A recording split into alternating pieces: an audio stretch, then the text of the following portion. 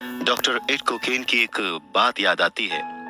लिखते हैं कि रिच डैड पुअर डैड अमीरी का शॉर्टकट नहीं बताती, ये सिखाती है कि आप पैसे की समझ कैसे विकसित करें, किस तरह से अपने पैसे की जिम्मेदारी निभाएं और उसके बाद किस तरह से अमीर बने।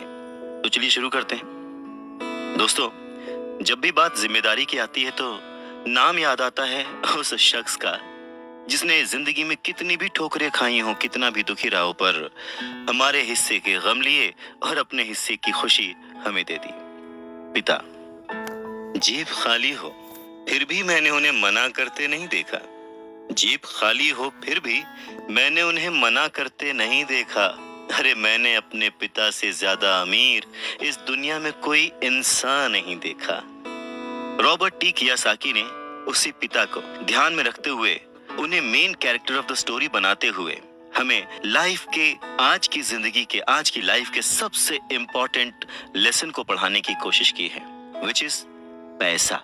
जी हाँ, हम बचपन से लेकर जवानी तक सिर्फ मार्क्स के पीछे भागते रहते हैं। हमारा जो एजुकेशन का पैटर्न है, पढ़ाई का तरीका है, हम बचपन से सिर्फ यही सुनते आए हैं कि पढ़ो पढ़ो पढ़ो और पढ़ो, और एक लेवल तक पहुंचने के बाद, एक एज तक पहुंचने के बाद डिसाइड करो कि अब क्या करना है।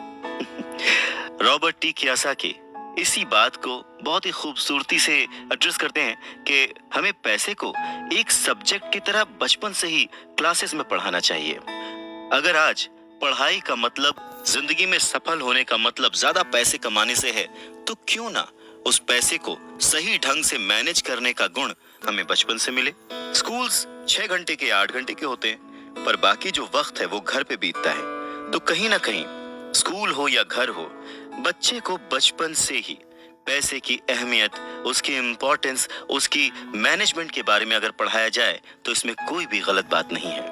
मुझे लगता है कि ये बात कहीं ना कहीं मिसिंग थी। शायद कई सालों से ये जद्दोजहद है कि इसे शुरू किया जाए, इसे समझाया जाए। बहुत सारी फिल्में बनी हैं इस पर, लेकिन आज भी हम मार्क्स मार्क्स और मार्क्स के पीछे ही भागते हैं। अगर हमें पैसे को सही ढंग से मैनेज करने की कला आ जाए, अगर हमारी समझ डेवलप हो जाए, तो मुझे लगता है कि जो आजकल के बच्चे हैं वो बड़े जब होंगे तो वो खुश रहेंगे। इंसान को कंप्लीट करने के लिए उसका परिवार, उसके अपने, उसके दोस्त, उसका रहन सहन सब बहुत जरूरी होता है। ये तो नहीं कह सकते कि पैसा ही सब कुछ है, पर हाँ, सब कुछ पाने के लिए पैसा जरूरी है। काश काश कि मैंने ये बुक 20 साल पहले पढ़ी होती। ये लाइन अमेरिका के एक बहुत ही बड़े बिल्डर लैरिसन क्लार्क ने कही थी जब उन्होंने रिच डैड पुअर डैड पढ़ी थी। वक्त ऐसे ही बीत जाता है और हम काश में फंसे रह जाते हैं। ऐसी बहुत सारी चीजें हमें जब पता लगती हैं जिससे हमारी लाइफ बदल सकती थी, हमें कुछ सीखने को मिल सकता था, हमें तरक्की करने को मिल सकता था, पर वक्त बीत चुका होता है और बस रह जाता है तो ये एक काश कि मैंने ये कर लिया होता। नमस्कार, मैं हूं अवधेश श्रीवास्तव और आज हम चर्चा कर रहे हैं रॉबर्ट टी कियासाकी के लिखे book rich dad poor dad पर। इस किताब में कियासाकी ने अपने 2 पिताओं का रेफरेंस लिया है।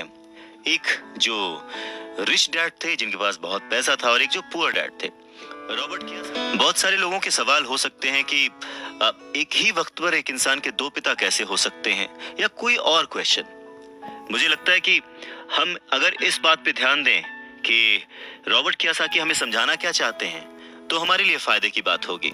हो सकता है उन्होंने ऐसा मान लिया हो सकता है उन्होंने अपने मन को पुअर डैड और अपने दिमाग को रिच डैड माना हो, या ये हो सकता है कि एक डैड उनके रहे हों और दूसरे डैड उनके किसी दोस्त के। कुछ भी हो सकता है। इम्पोर्टेंट ये नहीं है कि ये जो डैड का रेफरेंस लिया उन्होंने, ये कहानी है या काल्पनिक है। असल बात ये है कि रॉबर्ट कियासाकी हमें समझाना क्या चाहते हैं, हमें बताना क्या चाहते हैं। चलिए मान लेते हैं कि रॉबर्ट कियासाकी के 2 पिता थे और उनमें से एक बहुत अमीर थे, एक बहुत गरीब थे। तो रॉबर्ट कियासाकी कहते हैं कि सोच जो है वो बहुत बड़ा रोल प्ले करती है, और इसी माध्यम से रॉबर्ट कियासाकी कहते हैं कि हालांकि वो दोनों पिता उनके अपने थे, हालांकि वो दोनों पिता उनका उतने ही शिद्दत से, उतने ही मन से ख्याल रखते थे, उतना ही प्यार करते थे, अपनी जान निछावर करते थे और हमेशा उन्हें सिखाने की कोशिश करते थे, जिंदगी में आगे बढ़ाने की कोशिश करते थे। पर ऐसा क्यों था कि उनके एक पिता अमीर थे और एक पिता गरीब? सारा खेल सोच का है, सारा खेल नजरिए का है।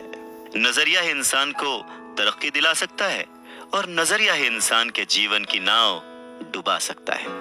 तो ये हमारे ऊपर है कि हम किस रंग के चश्मे को पहनकर कैसा मौसम देखते हैं। किसी शायर ने क्या खूब कहा है कि जैसा दर्द हो वैसा मंजर होता है, अरे मौसम तो इंसान के अंदर होता है। और उसी अंदर के मौसम को हमेशा बनाए रखने, अपने आप को पॉजिटिव रखते हुए, अपना नजरिया सकारात्मक रखते हुए अगर हम आगे सोचें तो कुछ अच्छा तो जरूर होगा। बातें और भी हैं, सुनते रहिए।